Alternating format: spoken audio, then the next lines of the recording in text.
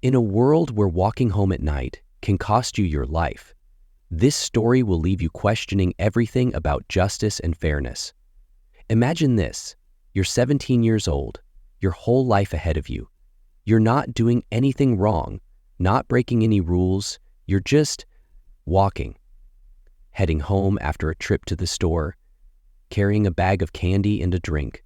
You're someone's son, someone's brother, a dreamer with plans, hopes, and the kind of laughter that fills a house with life. But someone's watching you, someone who's already decided you don't belong, someone who sees not a kid, but a threat. Now, let me ask you this. How would you feel if the color of your skin was all it took to turn a walk home into a death sentence? Every 40 hours, that's how often a Black person in America loses their life to a vigilante or law enforcement. Often, it's not because of what they've done, but because of how they are seen. Let that sink in for a moment. Not a day passes without someone's story ending like this, cut short by prejudice, by hate, by fear disguised as justice. And tonight, we're diving into one of those stories, a story that doesn't just pull at your heartstrings, it twists them until you can't ignore the injustice anymore. A story about a 17-year-old Black boy who never made it home. His name could have been yours, your friends, your brothers. And the person who ended his life? A man sworn to protect his neighborhood, but consumed by his own warped sense of duty. What happens when someone's duty to protect turns into a license to kill? What happens when a system meant to deliver justice becomes a shield for prejudice? This isn't just about one boy, one night, one tragedy. It's about something much bigger, something deeply rooted in the world we live in. So stay with me, because this story doesn't just deserve to be told, it demands it. By the time we're done, you'll see why this case shook a nation, why it sparked outrage, protests, and heartbreak, and you'll be left asking yourself, could this have been stopped? Could this have been prevented? Could justice have been served? This was no ordinary neighborhood. It was a quiet Florida community in 2012, a time when racial profiling was bubbling beneath the surface, just waiting to boil over. A place meant to be a safe haven, but for some, it became a minefield. Here, the line between safety and suspicion blurred. The color of your skin could determine whether you were welcomed or watched. In communities like this, the idea of safety often came with a cost. Outsiders, especially young Black men, were seen as intruders, not neighbors. And for Mike Taylor, the self-appointed protector of these streets, anyone who didn't fit his vision of safety became a target. Welcome to Mr. Isaac Stories. I thank you, my viewers, most especially my subscribers, for your support. It means a lot and I truly appreciate it. As I keep improving and bringing to you the daily told and untold racist crime stories update, please do me a favor by subscribing to this channel. This inspires and encourages me to give you more updates. Mike Taylor was 28 years old. By day, he worked an ordinary desk job, but by night, he transformed into the neighborhood watch volunteer. The man who believed it was his duty to protect his community. Some saw him as dedicated, others whispered he was overzealous, paranoid even. Mike had a reputation for calling the police over the smallest thing: a car parked too long, a kid riding a bike too late at night, a figure walking a little too slowly. Mike wasn't just vigilant, he was distrustful, especially of people he didn't recognize. To him, unfamiliar faces weren't just strangers, they were potential threats. And on one fateful night, he set his sights on someone who wasn't a stranger to trouble, but a stranger to Mike's prejudice. Jamal Davis was just 17 years old, a tall, lanky teenager with an easy smile and a love for basketball. He was visiting his father, who lived in the neighborhood, a father Jamal adored, even though they didn't see each other as often as he wished.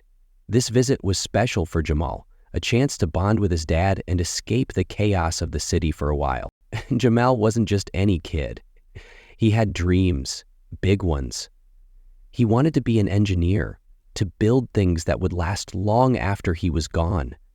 His teachers described him as bright, inquisitive, and full of potential. He wasn't perfect, what 17-year-old is, but he had a good heart, a kind heart. But in communities like this one, Jamal wasn't seen as a dreamer, a son, or a scholar.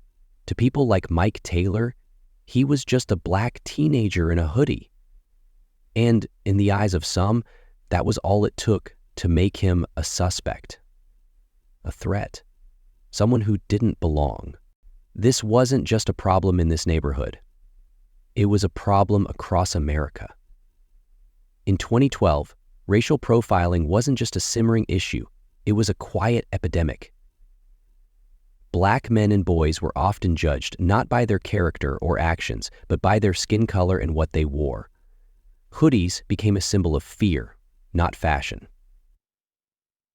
And Jamal, walking home that night, had no idea that his hoodie would make him a target.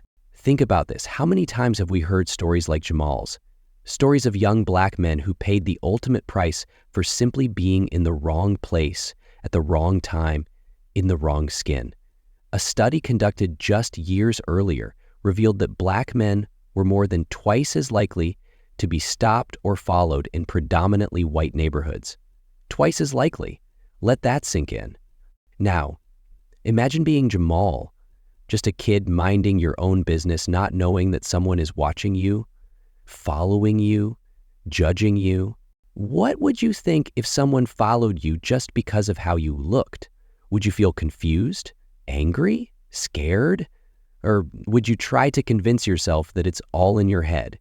This is where it all begins. A quiet street, a hoodie, and a man who's already decided Jamal doesn't belong.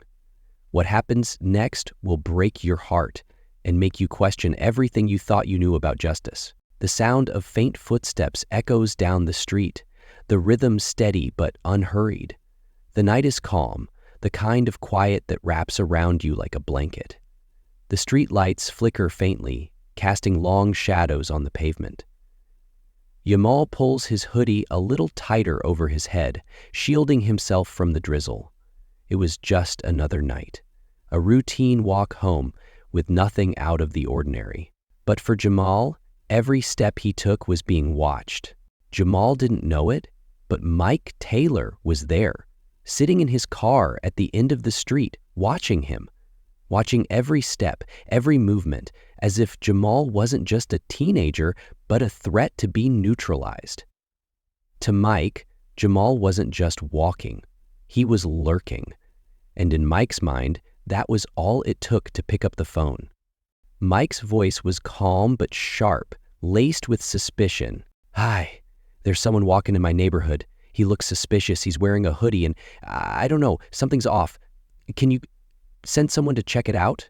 The operator's response was measured. They asked Mike to stay in his car and let the police handle it, but Mike wasn't one to wait. He didn't trust anyone to protect his neighborhood the way he could.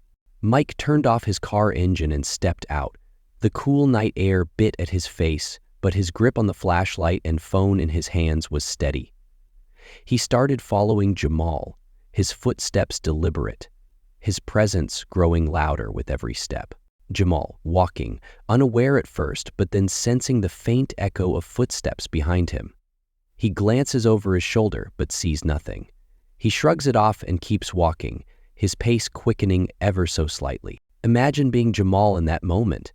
You're just a kid carrying a bag of candy and a drink, and suddenly you feel eyes on you. Someone's following you. How would you feel? Would you run? Would you confront them? Or would you do what Jamal did? Try to ignore it and hope it goes away. But it doesn't go away. The footsteps grow louder, closer. Jamal stops and turns, his voice hesitant but steady. "Can I help you?" Mike's response is immediate, accusing, filled with tension. "What are you doing here? You don't belong in this neighborhood." Jamal's voice cracked slightly as he responds, "I'm just walking home. I'm not doing anything wrong." But for Mike, the words didn't matter. He wasn't listening. He'd already made up his mind. Mike's voice grew louder, demanding answers, demanding obedience. Jamal, confused and scared, tried to explain. "I'm staying with my dad. I live here. I didn't do anything wrong." But Mike wasn't satisfied. He kept pressing, kept accusing, and Jamal, just 17, felt the weight of fear settle in his chest. He tried to walk away, but Mike blocked his path. Mike's hand inches closer to his holstered gun. This was the moment that everything could have gone differently, the moment where words could have been enough, but they weren't. And then it happened. The sound of a gunshot split the night air, sharp and deafening. Jamal collapsed onto the pavement, his hoodie pooling with something far darker than rainwater.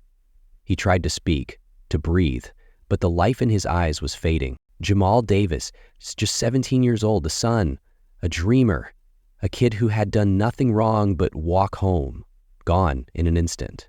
The neighborhood fell silent. The sirens came next, wailing in the distance, growing louder as they approached. Jamal's body lay still, the candy and drink spilled beside him, a haunting reminder of his innocence. Jamal's father arrived, his face contorted with disbelief and grief. His voice cracks as he cries out, "That's my boy! What did you do to my boy?" The police took statements, taped off the scene, and led Mike Taylor to their car. But not in handcuffs, not as a suspect. Neighbors peeked through their blinds, their whispers carrying the weight of what they had seen or heard. "It's tragic, but he did look suspicious. I knew something like this would happen one day." But one voice stood out, breaking through the noise. That boy didn't deserve this. He was just a kid. Just a kid. But what led Mike Taylor to pull the trigger? What made him think he could take a life without consequence? And here's the real question. Why did the system let him walk free? The trial of Mike Taylor began with a single, chilling defense. "I feared for my life." Those 6 words, simple yet loaded, would change the course of this case and reveal a system far more broken than anyone wanted to admit. Mike claimed self-defense under Florida's controversial Stand Your Ground law, a law that gives individuals the right to use deadly force if they reasonably believe their life is in danger. But here's the thing. What does reasonable mean when fear is fueled by prejudice? To Mike, a 17-year-old black boy in a hoodie was enough to justify that fear. To the court, his claim was enough to spark doubt, enough to shift the burden of proof. Think about this for a moment. A boy walking home, unarmed, is seen as a threat. A man with a gun following that boy claims he's the victim, and in the eyes of the law, that claim carries enough weight to justify a murder. Studies reveal a harsh truth. When the shooter is white and the victim is black, stand your ground defenses are twice as likely to succeed. Twice. And in Florida, where this law is heavily used, cases involving racial bias often go unquestioned. What does this mean for people like Jamal, for young black men across the country? It means that the fear someone else projects onto you, justified or not, could cost you your life. As news of the case spread, the reaction was swift and overwhelming. Protests erupted in cities across the nation. Crowds filled streets holding signs that read, "Justice for Jamal" and "Black Lives Matter." Chanting his name, demanding answers, demanding accountability. This wasn't just about one boy's life lost. This was about the safety of every young black person in America, about every parent who's had to tell their child to be careful, not because they're doing anything wrong, but because the world might see them as a threat. But here's where the story takes a heartbreaking turn. Despite the evidence, despite the public outcry, despite the obvious injustice, Mike Taylor walked free. A jury found that his fear, his perception of a threat, was enough to acquit him. Imagine that. A teenager is dead, unarmed, his life full of promise, and the man who ended it walks away, unpunished. Can you feel the outrage, the disbelief? Because for Jamal's family, for his community, and for countless others, this wasn't just a miscarriage of justice. It was a declaration that Black lives didn't matter as much as fear rooted in bias. The protests grew louder, more passionate. People took to social media, flooding timelines with hashtags, videos, and personal stories of racial profiling and injustice. Schools held rackouts. Community leaders organized rallies. But it wasn't just anger that fueled the movement. It was heartbreak. It was the haunting reality that Jamal could have been anyone's son, anyone's friend, anyone's future. And here's the question we all need to ask ourselves. Do laws like Stand Your Ground protect justice or shield prejudice? What happens when fear is given more power than truth? When perception outweighs reality? Can we really call that justice? Jamal's case didn't just put Mike Taylor on trial, it put the entire system on trial. A system where laws meant to protect are often twisted into tools of oppression. A system where fear can become a weapon and accountability is nowhere to be found. The protests weren't just for Jamal. They were for every name that came before him and every name that would come after. For Emmett Till, for Trayvon Martin, for Tamir Rice, for names we'll never know but can never forget. And as the protests raged on, one question lingered in the air. How many more? How many more lives would be lost before the system changed? How many more families would be shattered? How many more Jamals would it take before justice wasn't just a word, but a reality? But there's something else you need to know. Something that makes this case even harder to bear. Because this story doesn't end with Jamal, and it doesn't end with Mike walking free. What happened next would reveal just how deep the cracks in our system truly run. Jamal's death didn't just expose the tragic loss of one life. It shined a harsh, unrelenting light on a system that was never built to protect him. This case wasn't an anomaly. It was part of a pattern so deeply ingrained that it's become almost predictable. Because Jamal wasn't the first, and tragically, he wouldn't be the last. Think about what Jamal's story reveals. A young Black teenager, unarmed and innocent, is perceived as a threat. A man with a gun decides to act, not because of what Jamal did, but because of what he looked like. And then, when it's time for justice to be served, the system not only fails Jamal, it protects the man who took his life. This isn't just about one law or one court case. It's about a cycle where bias, conscious or unconscious, feeds into laws, policies, and practices that disproportionately harm Black lives. It's about a culture where Black boys like Jamal are seen as dangerous before they're seen as human. Jamal's father, standing at the protest, holding a sign with his son's face on it. Tears streak his cheeks, but his voice is steady as he addresses the crowd. Jamal was just a kid. He had dreams.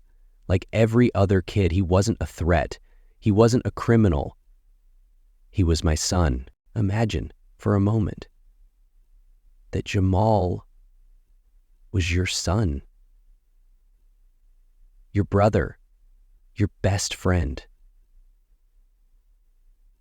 Imagine the last time you saw him, the laughter, the plans you made together.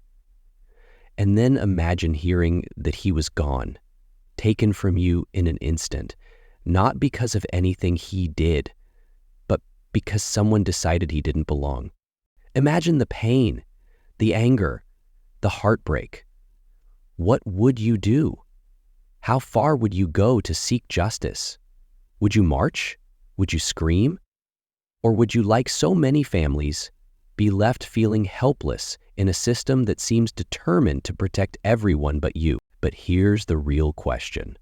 Are we, as a society, doing enough to dismantle the systems that allow tragedies like this to happen? Are we challenging the biases that turn innocence into suspicion? Are we holding those in power accountable when they fail to deliver justice? Because here's the truth. It's not enough to feel sad or angry about Jamal's story. It's not enough to share a hashtag or attend a march. Change requires action. It requires looking at ourselves, our communities, and asking hard questions. Do we listen when someone tells us their story of discrimination? Do we speak up when we see injustice happening in real time? Do we demand better from our leaders, our laws, our systems? Because silence is what allows patterns like this to continue. And change starts when we decide that silence is no longer an option. Jamal's death sparked outrage, yes, but it also sparked something else. A movement that said, no more. A movement that demanded justice, not just for Jamal, but for every name that came before him and every name that comes after. This movement is about more than laws and policies. It's about changing hearts and minds. It's about teaching the next generation that they can be better, that they can build a world where no child is seen as a threat just because of the color of their skin. So here's my challenge to you. What role will you play in this story? Will you be a bystander, someone who watches from the sidelines as these tragedies continue? Or will you be part of the change? Will you speak up when you see injustice? Will you have the hard conversations about race and bias, even when it's uncomfortable? Will you fight for a world where every child, regardless of their skin color, can walk home without fear? Jamal's story is heartbreaking, yes. But it's also a reminder that every life matters, that every voice counts, and that change is possible if we refuse to give up. Imagine a world where kids like Jamal can dream without limits, where fathers like Jamal's don't have to bury their sons, where justice isn't just a word, but a reality. This is where we leave Jamal's story for now. But this isn't just about him. This is about all of us. It's about the choices we make, the conversations we have, and the actions we take to ensure stories like his aren't repeated. So let me ask you, do you think justice was served in this case? Was Mike Taylor's fear justified, or was it shaped by something deeper, something we need to confront as a society? What does justice even look like in a case like this? Is it enough to call out one person's actions, or do we need to dig deeper, to look at the laws, the biases, the systems that allowed this to happen? I want to hear from you. Share your thoughts in the comments below, because conversations like this are where change begins. Your voice matters. Your perspective matters. Let's talk about it. This isn't just a story to watch and move on from. It's a wake-up call. It's a reminder that we all have a role to play. Maybe your role is speaking up when you see injustice. Maybe it's educating yourself and others about the realities of racial bias. Maybe it's supporting organizations that fight for change, or mentoring young people to show them a better way. Whatever your role is, it starts with a choice to care, to act, to refuse to accept this as the norm. And if you believe in shining a light on stories like this, if you believe that we can't let these tragedies fade into silence, then join us. Hit that like button to let us know this story matters. Share this video with someone who needs to hear it. And most importantly, subscribe to this channel, because together we can uncover the truth. Together we can amplify these voices. Together we can demand a better, fairer world. Jamal's story isn't over.